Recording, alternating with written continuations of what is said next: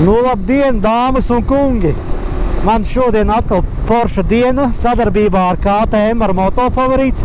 Puiši man iedeva izmēģināt jauno 26. gada KTM 390R versiju.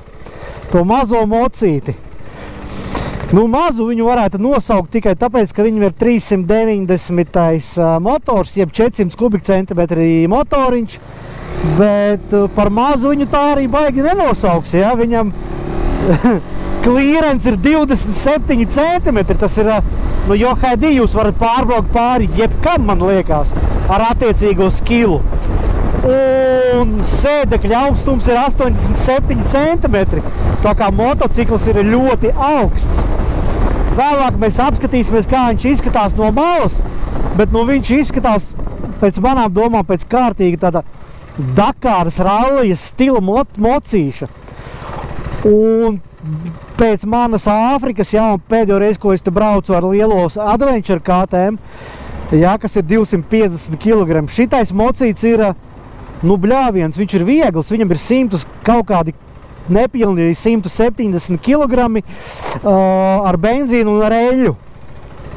Tā kā viņš liekas ļoti viegls. Pamēģināsim pabraukt pa šoseju, pastīsimies, kā ir vibrācija, jo motors ir ar vienu cilindru. Pabrauksim nedaudz pa grunti un apstīsimies, kā viņš uzvedās. Protams, ar iepriekšējās paaudzes 390. mazo Adventure šito vispār vairs nevar salīdzināt. Pavisam cits motocikls, cits rāmis, cits kuzovs. Pastieties, kāds foršs speedometrs, tā kā 890. Maziņš, bet tajā pašā laikā ļoti informatīvs, visu te var ļoti labi saskatīt. Rāda gan ātrumus, gan apgriezienus, gan kurā ātrumā jūs esat ieslēgts. Viņam ir traction control, pat ABS, manuprāt, un pat ir braukšanas režīms offroad, cik es, ja nemaldos. Tā kā baigi forši, un arī šis vēja stikliņš priekšā, nu, tā kā ritīgam Dakāras motociklam.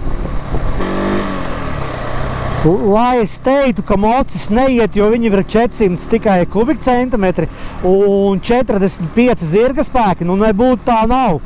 Viņam svars ir 170, kā mēs minējām, ja? Un pietiekoši dinamisks. Pastieties, kā mauc!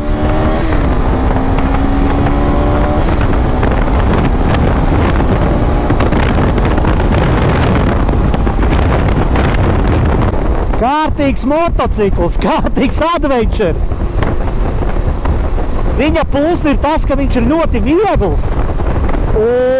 Un pa zemes ceļu, pa tetiņu, pa taciņām būs vienkārši ideāli ar viņu braukt.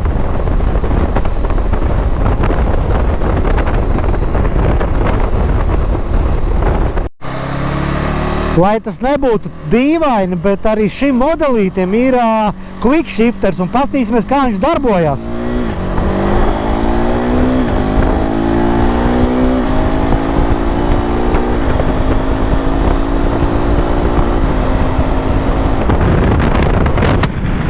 Ideāli, quick shifters strādā, un uz leju arī. Brīnišķīgi. Malači KTM.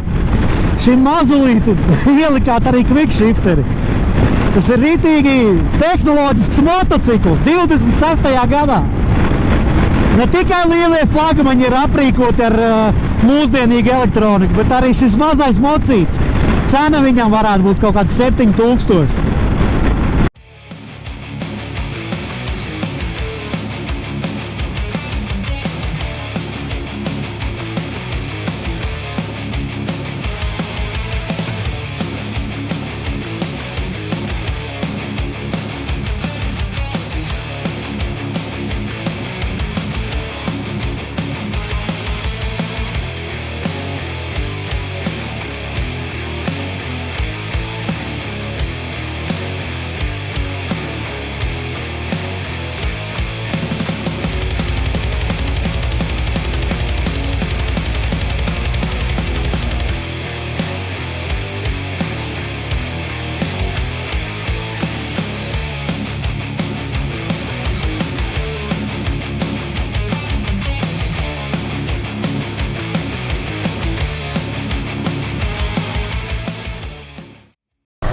Ātrumkārba šim mocītim, kā jau jebkuram KTM, ko es esmu novērojis pēdējā laikā, pēdējos gados, strādā ļoti labi. Ātrumi slēdzās ļoti viegli, kā arī neitrālu atrast ir ļoti viegli, kas nav visiem motocikliem, protams, tā.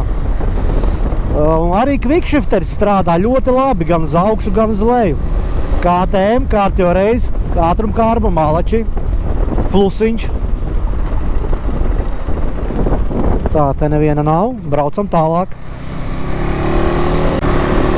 Es, principā, kad mēģinu kaut kādu mocīt, es skatos no tāda tā kā turisma viedokļa puses, jo man patīk ar motociklu braukt, kaut kur tālu, ilgi, un tad es vērtēju no tāda skata leņķa, vai man būtu ar šo motociklu ērti ceļot un braukt kaut kur tālāk. Šitais motocikls, protams, nav domāts tāliem ceļojumiem, ir arī komfortablāki motocikli priekš tādām lietām, bet mans uzstādījums, jeb mana tā filozofija ir tāda, ka tu vari braukt ar jebkuru motociklu un ceļot. Viss ir tava iekšējā tā kā sajūta, komforta jautājums. Reku, te viens čalis ar Rīgu 13, jā, ceļo pa Eiropu un viss kārtībā viņam ir. Bet sēd pozīcija ir ļoti ērta, ceļi ir iztaisnoti, ja mēs salīdzinām ar iepriekšējo 390, tur bija problēmas gariem cilvēkiem, kad ceļi bija diezgan saliekti un stūri pat varēja tur ceļos durties. Tiem, kam bija 1,80 m plus. Šeit jūs sēžat jau ļoti augstu. Kājās stāvēšanas pozīcija ar, protams, ir ļoti ērta, par cik tas ir adventures, bet es uzliktu kaut kāds 2,5 centimetru tās stūris paaugstinātāji. Tad būtu pavisam ērti. Vēja aizsardzība ir forša, bet ja es brauktu kaut kur tālāk, un noteikti ar šito var braukt tālāk, es uzliktu kaut kādu vinda deflektoru, to saucamo paaugstinājumu. Tad būtu bišķi foršāk. Ēd šis mopēds 4-5 litri, skatoties, cik dinamiski jūs braucat. Es ar viņu pamēģināju uz šosejas uzspiest 130. Braukt var ar 130, vibrācija nav nekāda baigā, normāli. Varbūt man kājās ir ķēdes, un es jūtu tādu kā kutināšanu. Es domāju, pie kārtīgiem moto zābakiem šī problēma nebūtu.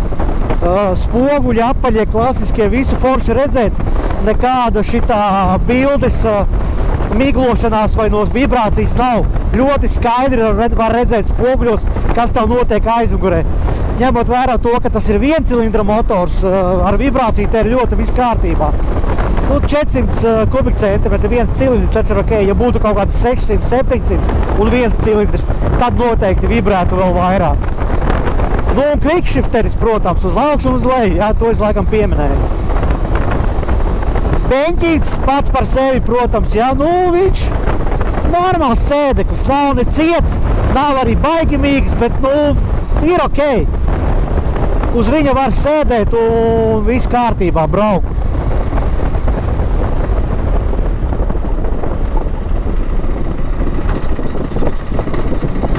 Tā mēs iebraucam nelielā offroadiņā. Ļoti patīkami braukt par tādu vieglu mocīti. Jā, forši. Tiešām klausa tādās smiltiņās un uzvedās ļoti labi. Varbūt piestāsim, paskatīsimies, kā mums mocīts izskatās no malas. Tātad jaunais 26. gada mazais advenčerītis KTM 390 R versija. Mazais brālīts, mikro mazais brālīts lielajam advenčeram 1390. Apiesim apkārt, apskatīsimies uz šo skaistuli. Redziet, lampa arī priekšējā ir uztaisīta kā lielajam brālim 1390 motociklam, jā, tāda kosmiska, bet, protams, bišķi vienkāršāka, bišķi mazāka. Augstais priekšējais fenderis, ūdens dzese, ko mēs redzam, un VP Apex amortizācija. Starp citu, viņa arī ir, kā redziet, regulējama, kas ir ļoti forši tādam mazam motociklam. Kā mēs varam redzēt, viņam ir ABS, 21. ritens, kā kārtīgam offroaderim, Vot nemācējuši teikt, tā ir kamera vai bezkamerniec, tūbles vai not tūbles, to es nemācējuši pateikt. Bremzītes maziņas, nu, varbūt tās ir Brembo, varbūt nav, arī nav informācijas. No rūpnīcas jau nāk ar aizsargpānu tādu nelielu, ar agresīvākiem kāpslīšiem, kuriem ir virsū gumiņas, bet šobrīd gumiņas ir noņemtas. Nu, vēl tāds viņš ir no sāniem, nu, ļoti skaists motocikls, ja? Ja mēs salīdzinām ar iepriekšējo 390, nu, tad šitais izskatās tiešām pēc tāda Dakāras aparāta. Bāka, manuprāt, viņam bija 14 litri, patēriņš 4-5 litri uz 100 kilometriem. Reku viņam tāds TFT jaunais, tāds pats kā 890 spidometriņš. Ļoti stilīgas podziņas ar maināmiem braukšanas režīmiem, ABS un traction control. Cruise control viņam nav paredzēta. Slavenā bāka ar zemo smagumu centru šitam modelītam nav paredzēta. Motoriņš 400 kubikcentimetri, 45 zirga spēki, 39 Nm griezes moments. Aizmugurē mums ir 18. ritenis, kā redzat, arī viņam ir ABS. Un izpūtais te maziņš ir paslēpies apakšā, un varbūt arī var nomainīt uz Akrapoviču. Un tāds viņam ir foršs dizains. Var piekamināt arī čemodāniņus, reku viņam ir paredzēta vieta. Teorētiski viņš ir divvietīgs, varat uzkāpt ar draudzeni un braukt kopā. Paskatieties, kāds skaists dizains. Paskatīsimies, var aizmugurēju amortiņu arī var regulēt. Jā, amortiņš arī ir regulējams. Un priekšējais aizsargs stikls arī ir ļoti smuks. Nu, tāda sajūta, ka patiešo ir paņemts no KTM 450 Dakar rally motocikla. Un no rūpnīcas, protams, nāk arī ar tādiem roku aizsardziņiem, kas palīdzēs pret vēju un pret zariem. Ja gribas tādu nopietnāk, nu būs jānomaina. Jo tā ir, nu, tīri plasmas. Un tāds smuks maziņš Adventure 390 R versijas motocikls. Jā, diezgan augsts viņš ir. 87 centimetri, clearance 27, ja, kā minējām, ļoti augsts motocikls. Nu, tieši radīts offroadiņam, tetiņam, mežiem, mūsu taciņām gūsiet tiešām prieku. Galvenie konkurenti, protams, viņam ir MT450 CF moto, kas viņam vēl varētu būt konkurenti Royal Enfield Himalais, kas tur vēl mums no maziem kubika centimetru motoriņiem tādiem ir Adventure. BMW starp citu ir izlaidis, jā, savu 450, bet nu droši vien tas būs visdārgākais šajā klasē. Šim mocim, kā minējām, ir kaut kur starp 7-8 tūkstoši eiro cena. Te nedaudz tālāk vēl iet tāds neliels zemes ceļš, gruntsceļš, nekāds briesmīgais offroad nav, ja? To mēs arī nedarīsim, jo motocikls tomēr ir no salona, tāpēc pamēģināsim pabraukt vēl bišķi pa gruntiņu, kā viņš turās uz gruntiņas. Startēt ar viņu ir ļoti viegli, pagriežam atslēgu, atdzīvojās speedometrs ready to race. O, piedarbojas. Jūtiet kādu agresīvu skaņu un aiziet. Spolēdams aiziet.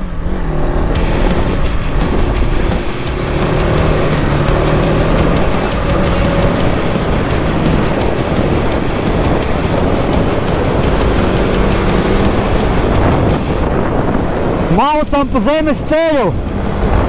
Speedometrā 70, nē, 60, 65. Tas, protams, nav daudz.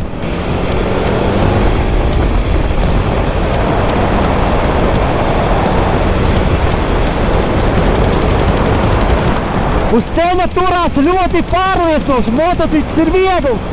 170 knapi kilogrami. Amortizācija, VP atstrādā visus nelīdzamus ļoti labi. 80, 90.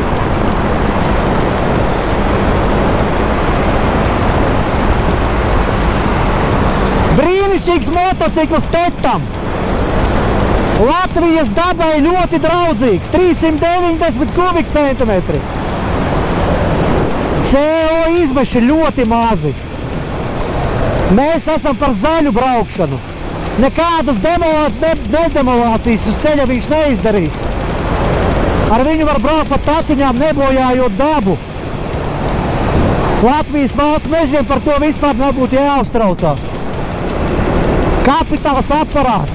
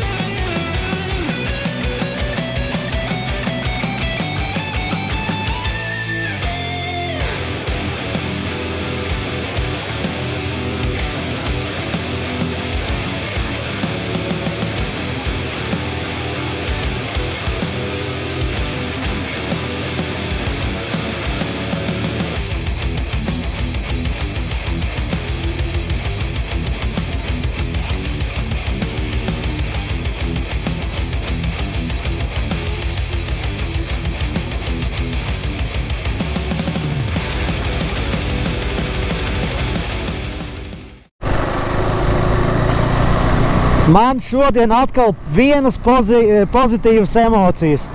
Ļoti jautrs mocīts.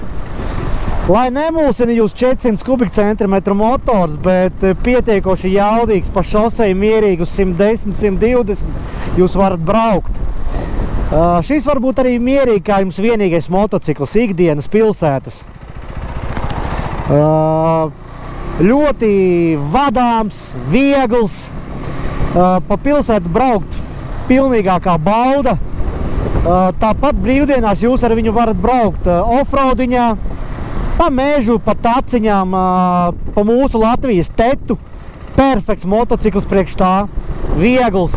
Iebrauksiet džungļos, dubļos, būs viegli tikt ārā. Es viņu vai gribētu? Jā, es tādu gribētu sev kā otro motociklu. Man ir Āfrika, to es atstātu ceļojumiem. Ar šito es ņemtu un bliestu pa mežu, pa offroadiņu, pa tetu. Jā, forši sēdi augstu, pasties visām mašīnām pāri. Ideāli. Neskatoties uz to, ka priekšā ir tikai viens bremžu disks, motocikls bremzē ļoti labi. Tāpēc, ka viņš nav smags. Bet bremzējot līdzīgi kā manai Āfrikai ir tas saucamā, tā knābāšana, ja, kad akša iet uz priekšu. Tas ir jautri. Iespējams, kad var pieregulēt, jo šitien ir amortizācija, kuru var regulēt, var uzregulēt, varbūt arī tā kā bišķi cietāku un būs varbūt ok. Bet tā visumā ļoti pozitīvas emocijas, foršs motocikls. Moto favorīts, 7000, nākiet ciemos, provējiet, puiši jums visu palīdzēs, izstātīs un nokārtos. Bet ir pienācis laiks man mocīti atdot un atvadīties. Paldies, ka skatījāties, čau, līdz nākamajai reizītei!